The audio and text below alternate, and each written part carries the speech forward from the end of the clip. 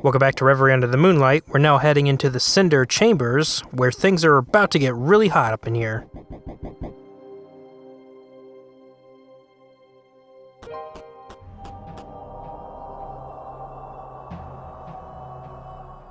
And right off the bat, we see our first enemy, it's another type of sorceress, witch kind of enemy.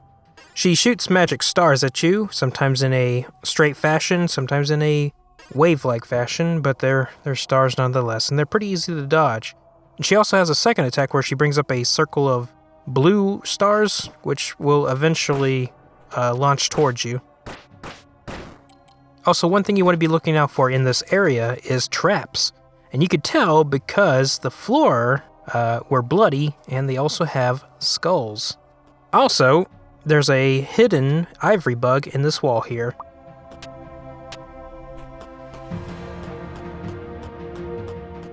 Now we could keep going forward, but that pretty much leads to a dead end, so we're going to go down instead.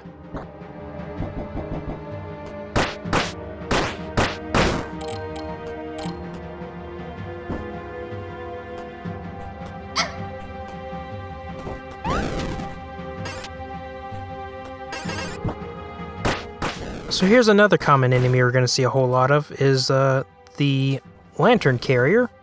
She will take 2 swings at you once she sees you, and they do a whole lot of damage, so watch out. She can also block, but she rarely does that anyway. And sometimes when you kill her, she'll drop her lantern, which causes a fire to spawn where it lands. Well, we can't go back where we came from, so we might as well just keep going forward. Oh, shit! Well, that was a trap. Let's not go back down that way. Instead, why don't we head over to the right and see what's going on that way.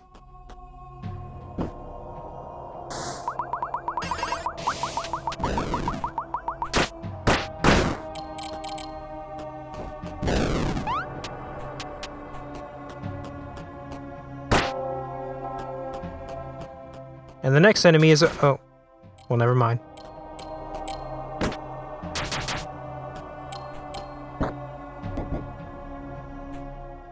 Anyways, the next enemy is this, not exactly a spider, but it does have a jab attack and it can self-destruct, so you should watch out for that whenever it starts blinking. Huh? Oh, watch out. So the statues aren't exactly for decoration, they also attack you too. They'll try to stomp on you, and they breathe fire. But they're pretty easy to take care of. Especially once you know that they're not real.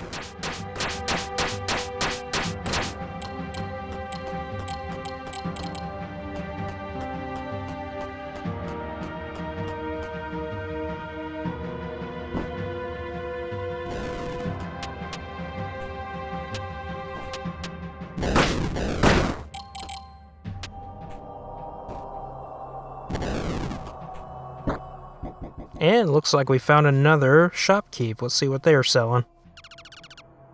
Well, they do have a ring of candier, but I could still find that for a cheaper price, so we'll just buy the red ring instead. And what the red ring does is that once you kill an enemy, it'll restore some health at the cost of not getting any money. And, well, I like money more than health, so... tough choices.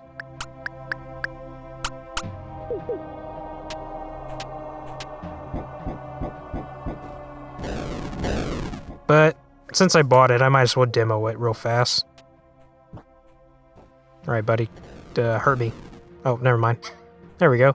So once you kill an enemy, you get a little bit of health back, but you don't get a whole lot of it back. So you're going to have to kill a fair amount of enemies in order to restore your health. So I don't really use it any. Besides, I like money too much.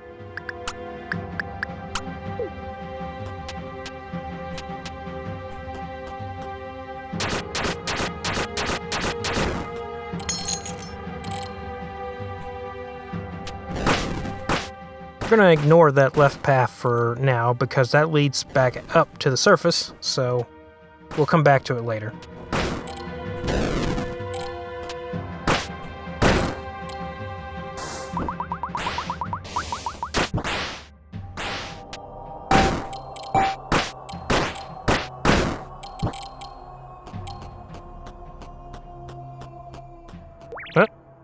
Oh. Okay. Ah, there it is, the Ring of Candir. For 200. Penny pinching at its best. And we'll go ahead and get the Impurity Flask because it heals us whenever we're poisoned, and it's really cheap. Also want to get the Drilling Arrows, but I'm gonna have to do a little bit of grinding. Luckily for y'all, I don't have to show y'all that.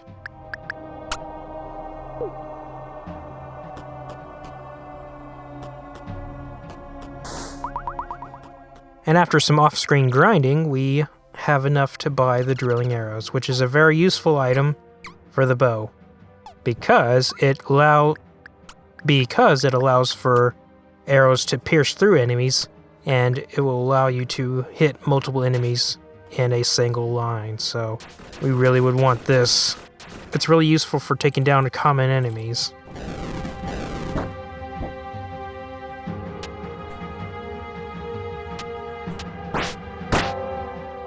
So we could go down this way, but where we're going is going to end up looping back around, so we'll just head up to the right instead. By the way, there's a boss up ahead, so be ready for that too.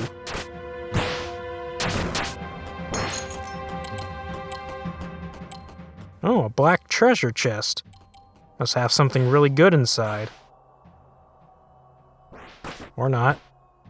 So these things show up every now and again, but they're not really that tough, because that's literally all they do is just shoot energy balls out. So just shoot them with your arrows, and you're good.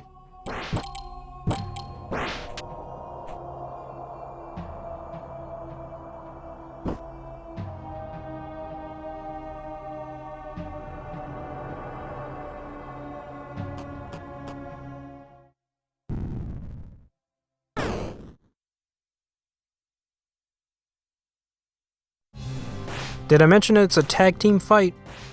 That's right, you and Calf are going to be taking down the Arsonist, and I have to be honest with you, this fight is really boring.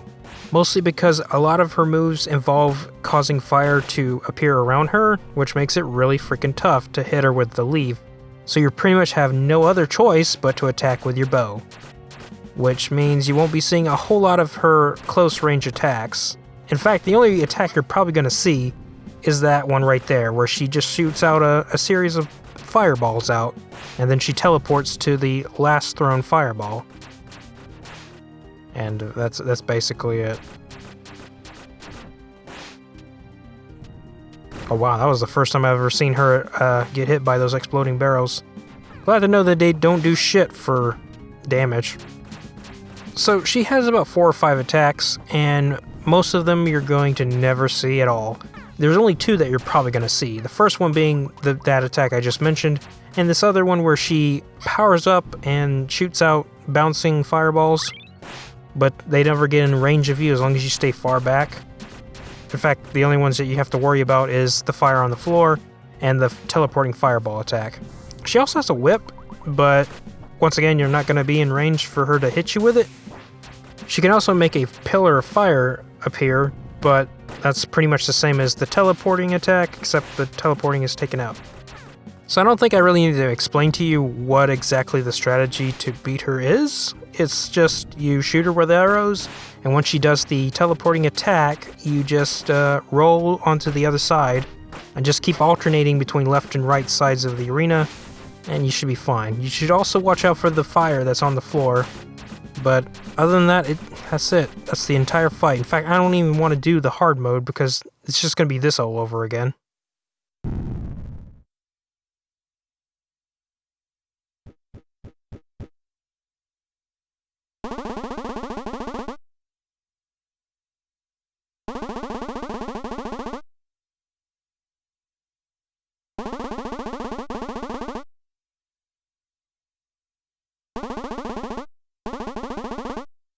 What, are you kidding? No! This place is crazy. I can't trust none of y'all. Well, if you put it that way, I guess I should listen to what you have to say.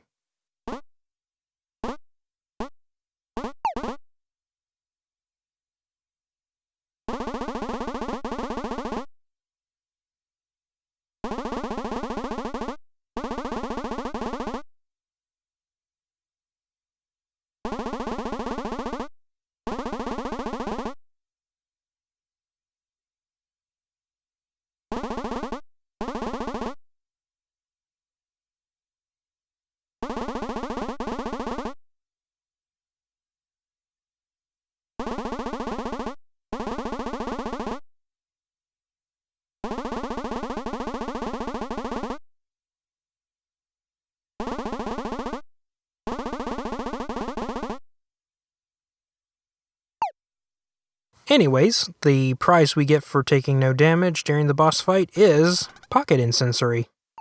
So what that does is it adds fire to our attacks. That includes the leaf attack. But what does that mean? It might do a little more damage, I don't really know.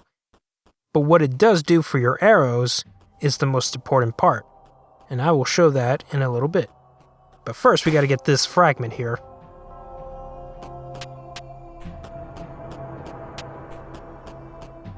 And this fragment is the most important one because it gives us an air dash, which is going to help us a lot when it comes to clearing large gaps. And there's going to be a lot of them.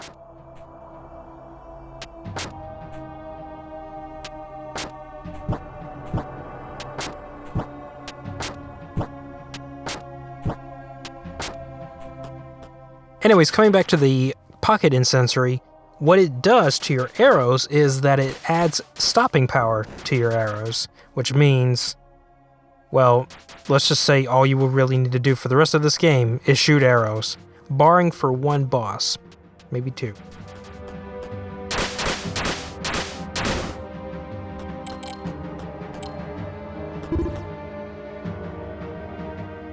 And that was our Ring of Candor going off, so there's a secret in here somewhere.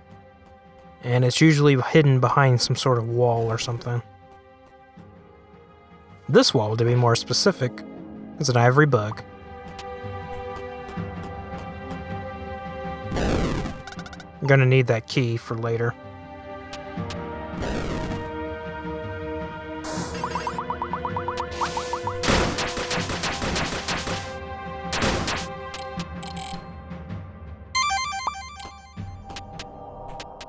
So when you come back up here, you want to stand right where this light is.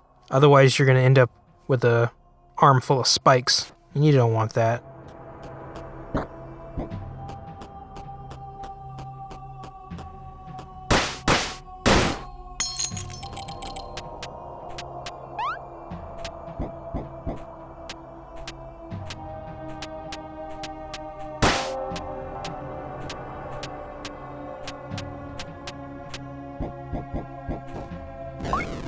So now that we have the Pocket Incensory and the drilling arrows, this will provide a very deadly combo for taking down common enemies.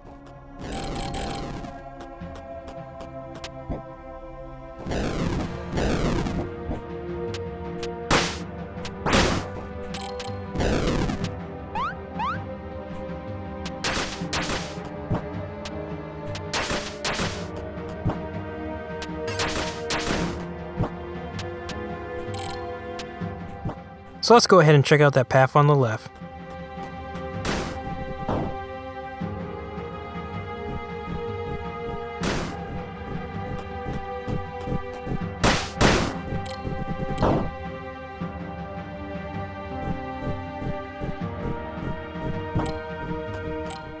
Now before you go any further, go ahead and jump up and touch the ceiling because there's an ivory bug there.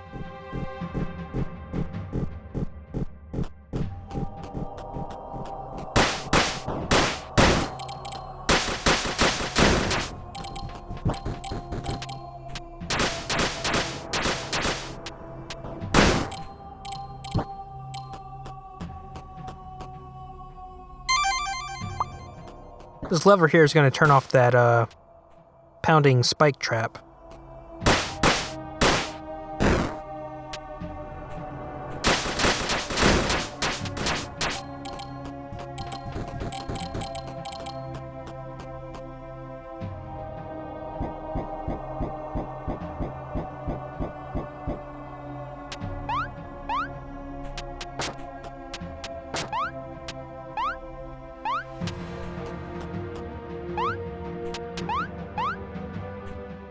And there we go, we are back to the surface level of this area. Now we could head over to the left some more, and you probably could just to fill out the map, but it does lead to a new area, and that new area is pretty much a dead end from that angle, so we'll ignore it for now. And since we don't have anywhere else to go, we might as well head back to Car City and take that path that we didn't take when we fought Lubella. And that means we have to climb this really long ladder. What a thrill.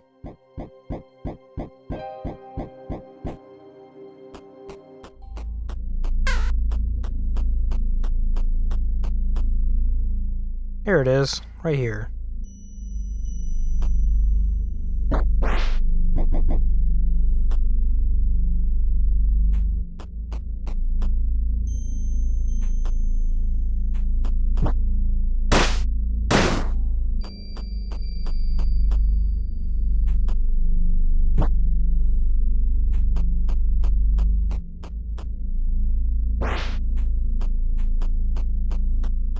Anyways, that about does it for this video. Tune in next time when we head to